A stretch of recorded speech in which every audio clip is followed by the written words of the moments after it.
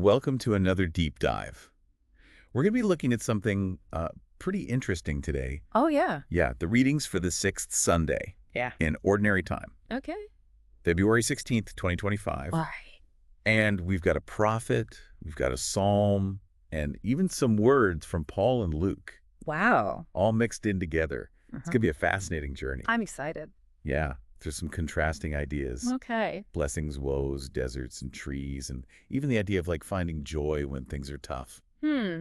Yeah, that's a good one. Yeah. Yeah, you know what strikes me about these readings is how they challenge our typical notions of strength and happiness. Yeah. They really invite us to consider a different perspective, I mean- one that's rooted in something beyond ourselves. I like that. Okay, so let's start with Jeremiah. Okay. Chapter 17 throws us right into this stark contrast between trusting in human strength versus trusting in God. And the imagery is so vivid. Oh, yeah. It's like Jeremiah is painting a picture I can see. in our mind. He certainly, on one side, we have this barren bush struggling to survive in the scorching desert. Oh, wow. It's a powerful symbol of those who rely solely on their own limited resources. You know, their own strength, their own understanding. Right. Their roots are shallow and they just wither under pressure. And then he flips the scene Yeah. and shows us this flourishing tree planted by a stream. Oh, I love that. Its roots run deep, drawing nourishment from a constant source of like life-giving water.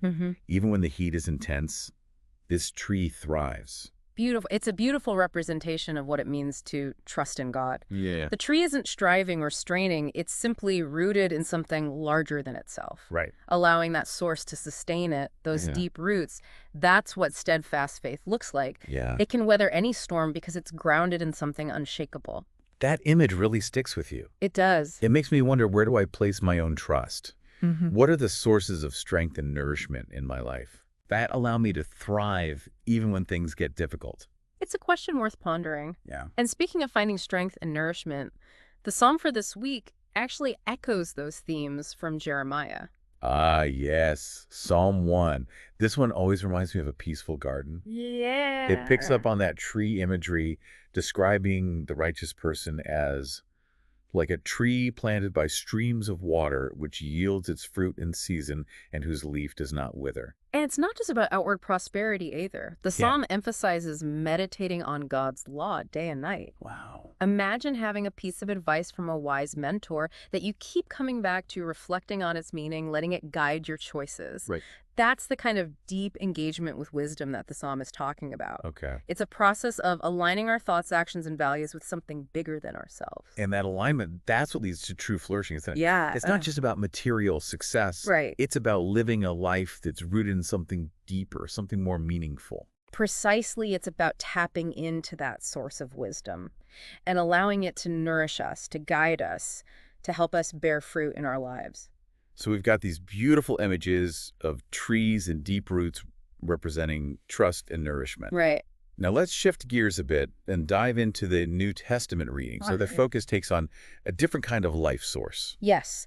The excerpt from 1 Corinthians brings us face to face with a concept that is absolutely central to the Christian faith, Okay. the resurrection of Christ. Paul doesn't mince words here. No, he doesn't. He's incredibly bold, declaring that if there's no resurrection, then faith is pointless. He does. He even says that those who die believing in Christ are lost. Wow. And we're all the most pitiable people of all. It's a powerful statement. Yeah. Paul's making it clear that the resurrection isn't just a nice add-on to Christianity. Right. It's the foundation. Yeah. Without it, the entire belief system crumbles. It's almost like our entire hope hinges on this one event. You could say that the resurrection is what sets Christianity apart from other philosophies or religions. Wow. It's the ultimate victory of life over death, the promise of new beginnings, the foundation of hope for eternity. Now, that's a lot to unpack. It is. What are your thoughts on the implications of the resurrection, both for those who believe and for those who might question it?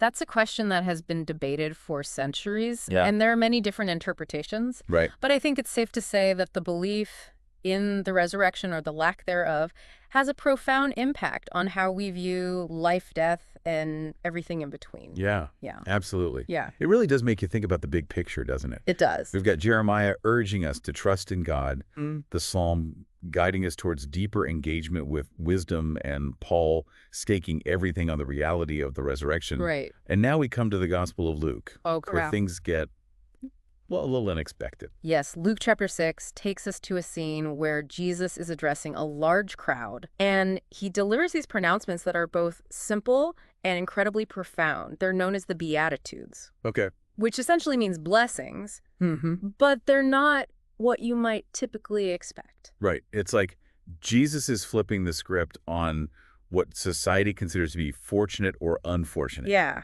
He says, "Blessed are you who are poor, for yours is the kingdom of God. Blessed are you who hunger now, for you will be satisfied. Blessed are you who weep now, for you will laugh." Yeah. It's almost paradoxical, isn't it? It certainly challenges our conventional understanding of happiness and success. Right. In Jesus' time, poverty, hunger, and sorrow were often seen as signs of God's disfavor. Mm. To be rich, well-fed, and joyful was considered a mark of divine blessing. So Jesus is turning that whole notion on its head. He is. He's saying that true blessedness, true fulfillment isn't found in material wealth or social status, but in something much deeper. Exactly. He's pointing us towards a different set of values, a Yeah. different way of being in the world. It's about humility, compassion, a yearning for righteousness, and a recognition that true satisfaction comes from aligning ourselves with God's will. And then to really drive home the point, Jesus follows the Beatitudes with a series of woes. He He does. says, "Woe to you who are rich, for you have already received your comfort. Woe to you who are well fed now, for you will go hungry. Woe to you who laugh now, for you will mourn and weep." Oh!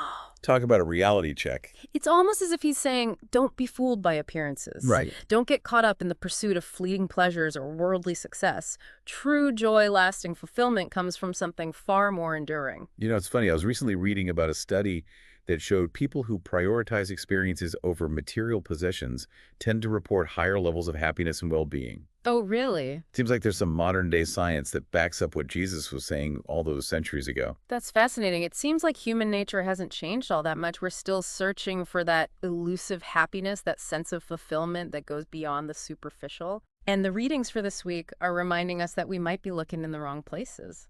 It's so easy to get caught up in the rat race, striving for more, more, more. It is. But these readings are inviting us to step back, to reevaluate our priorities, to consider a different path. And that path might not always be easy or comfortable. Right. In fact, the gospel reading ends with Jesus drawing a parallel between the reception of true prophets and false prophets. Okay. He warns that those who speak truth to power, who challenge the status quo, are often rejected, even persecuted. It's a sobering reminder that following the path of righteousness, of aligning ourselves with God's will, might not always be popular or well received. We might face opposition, even ridicule.